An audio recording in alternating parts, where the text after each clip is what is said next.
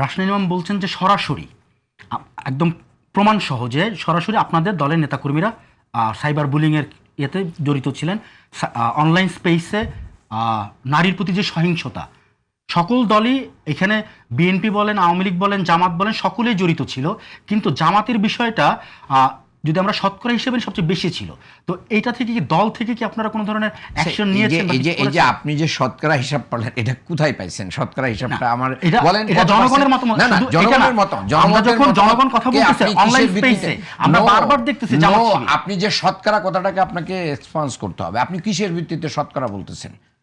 আমি আমার news feed আপনি নিজ থেকে এটা বলতে পারেন না। আমি আমার নিউজ এটা কোনো জরিপ থাকতে হবে, এটার কোনো এভিডেন্স থাকতে হবে। আপনি একটা চালাই দিলে ডেইলি স্টার কি বলেছে বলেন? কোথায় কত তারিখে বলেছে যে এত % সাইবার বুলিং এর শিকার মানে জামাত? ফ্যাক্ট চেকাররাও কিন্তু বারবার ফ্যাক্ট চেকার দিয়েও এটা হয় না। এক নাম্বার, আপনাদের মেন্টালিটির পরিবর্তন করতে হবে। জামাত ঢাকা 13তে নির্বাচন করে নাই, এটা আপনাকে আমি বলছি জোট করেছে। তাহলে জামাতের পরে আপনি দায় দিয়ে দিয়াটা এটাকে মানে অ্যাবসলিউটলি রং। আর দ্বিতীয় কথা শোনেন, আমাকে বলতে দেন। এখন আপনার মানসিকতার পরিবর্তন আগে ঘটাইতে হবে।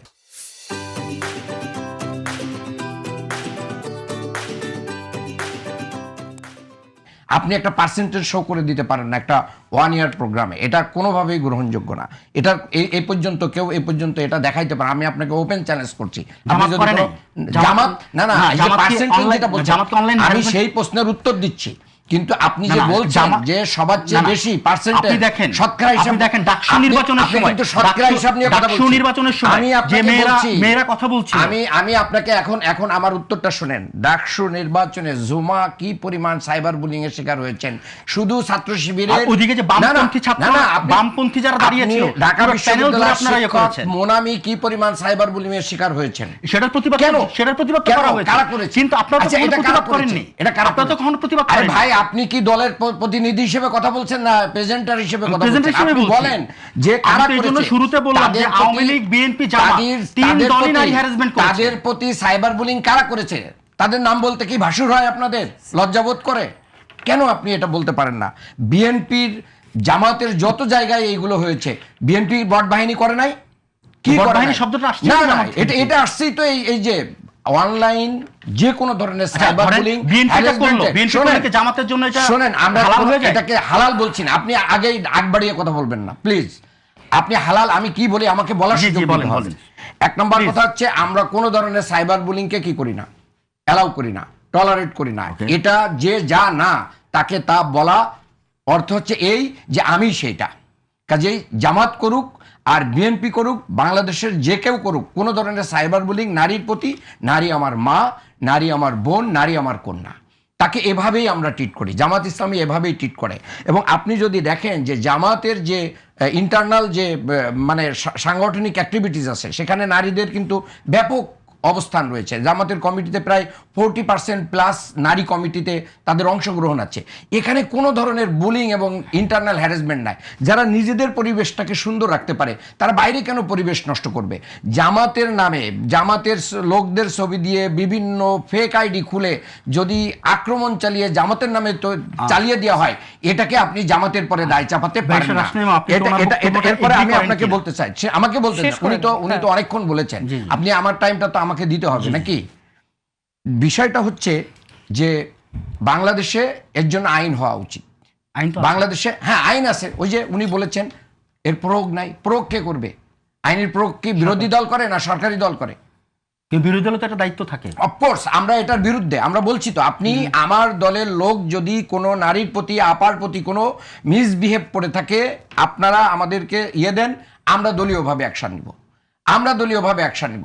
কিন্তু ফিজিক্যালি নারীর প্রতি অসদাচরণ হচ্ছে, সেক্সুয়াল হ্যারাসমেন্ট হচ্ছে, সেগুলোই তো নিতে পারে না। আর আপনার হচ্ছে মানে প্রকাশ্যে যারা আছে, আর অনলাইনে ফেক আইডি খুলে যেগুলো, সেগুলো তো আরও তদন্ত সাপেক্ষে ব্যাপার। যারা ফিজিক্যালি হচ্ছে, প্রকাশ্যে করতেছে, নারীর হ্যারাসমেন্ট করতেছে, তাদের বিরুদ্ধে কোনো ব্যবস্থা নিতে আমরা দেখছি না। তার মানে হচ্ছে এটা হচ্ছে সামগ্রিকভাবে, জাতিগতভাবে আমাদের একটা ব্যর্থতা আছে। এই ব্যর্থতার দায় পলিটিক্যাল পার্টি হিসেবে আমাদেরও আছে, আমরা এটা অস্বীকার করি না। কিন্তু সবাই মিলে আমাদের এই সামাজিক ভ্যালুকে ক্রিয়েট করতে হবে। আমরা তো আমাদের ছোটবেলায় কোনো নারীর প্রতি যতটা সম্মান, বাসের ভিতরে উঠলে কোনো নারী যদি দাঁড়িয়ে থাকতো, আমরা তো কোনোদিন বসে থাকতে পারি না এই সিটে। কেন? আমরা তো নারীর প্রতি সেই সম্মানবোধ তৈরি করেছি আমাদের শিক্ষার মাধ্যম দিয়ে।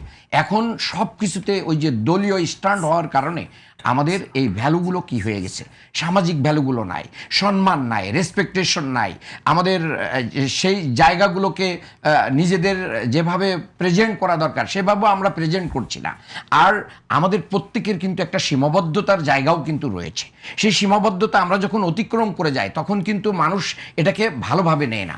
এটাও আমাদেরকে মনে রাখতে হবে যে আমাদের আপনি ইন্ডিয়াতে যেভাবে কালচারাল অ্যাক্টিভিটিস হয়, বাংলাদেশে যদি আপনি সেম ওয়েতে নিয়ে আসতে চান, ইজ ইট পসিবল?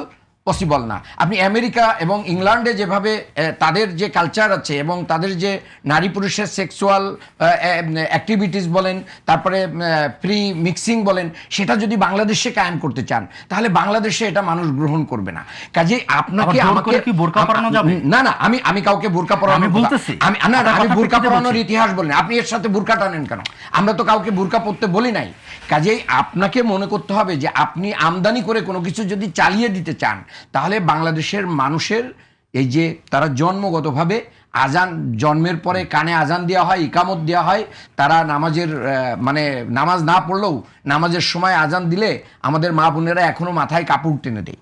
এই যে রেসপেক্টেশনের জায়গা, এই যে ভ্যালু তারা ক্যারি করে, এটার প্রতি আমাদের সবাইকে কি করতে হবে, আমরা একটু মানে সজাগ থাকতে হবে। এই জায়গায় আমি বলি যে জামাত সমর্থিত কোনো নারীর প্রতি যদি সাইবার বুলিং হয় সেটাকে আপনারা হালাল বলবেন, আর সাধারণ মানুষ এইটার এগেনস্টে। আজকে আপনি বলেন যে, আপনাকে একটা এক্সাম্পল দিয়ে আমি শেষ করতে চাই, যে এই যে গণজাগরণ মঞ্চ তৈরি করেছিল আপনার শাহবাগে, হ্যাঁ 2013-তে, এই গণজাগরণ মঞ্চ যেভাবে মানে অন্যায় এবং মিথ্যা দিয়ে আইন পরিবর্তন করলো বাংলাদেশে, এবং যে একটা ভয়ানক পরিবেশ তৈরি করলো এবং সেখানে ধর্মবিদ্বেষ ছড়ানো হলো, তার প্রেক্ষিতে কি হয়েছিল বলেন?